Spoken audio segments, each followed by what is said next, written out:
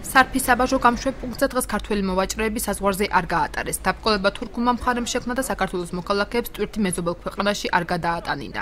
მოვაჭრეებს თურქეთში 2-3 ტომარა ლობიო, წაბლი და ხილბოსტნეული გადაჰქონდათ. Tamožniaze misuli საერთოდ არ გაგუშეს, ახაც 30 კილო წაბლი ჰქონდა. Კაცათანად გამოგვხარეს უკან. მათი ტავარი თუ შემოდის ამდენი მომწამლავი, ჩათობალეთ მომწამლავი არც პამიდორი იჭომა, არაფერი და ჩვენ წაბლი კონტრაბანდო იძახენ, კონტრაბანდა რა შუაშია. ჩვენ გლეხები გაჭირვებული მივართ რაღაცა ორი კაპიკი გავაკეთოთ. მოსახლეობის განცხადებით საბაჟოზე გადასვლას თურქი მებაჟეები ხასიათის შესაბამისად არეგულირებენ. მათი თქმით საბაჟოზე კონტროლი ბოლო 1 თვის განმავლობაში განსაკუთრებით გამკაცრდა. ადგილობრივები სახელმწიფოსგან დახმარებას ითხოვენ. ლუკმაპური მოგვაქვს იქიდან. ჩვენ არაფერი არ მოგვაქვს იქიდან. ჩვენ ხელებს შეხედე. ქალებს აღარ უგავართ. ფორმა დაკარგული. ოროლი მესა იყო თითო სახე. იყო რამდენი?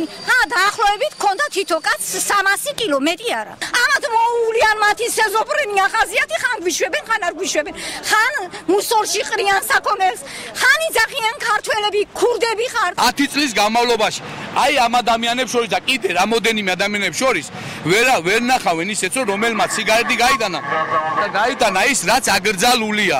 აკრძალული არის მინიშნებული საბაჟოზე, აკრძალულია კანონით რაც არის, ჩვენ ყველას გვაცნობეს და იციან. ჩვენ საზღვრის ნეიტრალურ ზონაში არ შეგვიშვეს. შესაბამისად თურქი მებაჟეების პოზიცია შეზღუდვასთან დაკავშირებით უცნობია. საქართველოს საბაჟო პუნქტის დაცვის თანამშრომელმა შეფერხების მიზეზად თურქული მხარის მიერ რამოდენიმე დღის წინ მომხდარი ფაქტი გაიხსენა, როდესაც საქართველოს მოქალაქემ თურქეთის ტერიტორიაზე აკრძალული პროდუქციის გადატანა სცადა.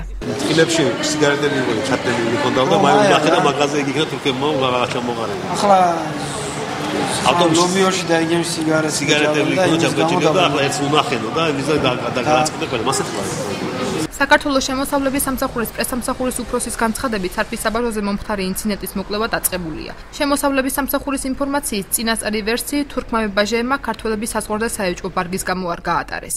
ჩვენი მხრიდან არანაირი შეკითხვა სარფის საბაჟო გამშვებამ პუნქტმა ყველა გადამსვლელი ფეხით მოსიარულე გაატარა. თურქეთიდან შემოაბრუნეს უკან. ანუ იმ ბარგის გამო, რომელიც მათ თან ჰქონდათ, ამ ბარგის გამო თურქებმა გააბრუნეს. სავარაუდოდ თურქეთის ხელისუფლებამ მიიღო გადაწყვეტილება ასეთი ბარგის არ შეშვებასთან დაკავშირებით. ჩვენ ამ წუთში ვცდილობთ დაუკავშირდეთ მათ და მოვიპოვოთ ინფორმაცია, რის საფუძველზე მიიღეს ასეთი გადაწყვეტილება და რამდენად ხანგრძლივი იქნება ეს გადაწყვეტილება.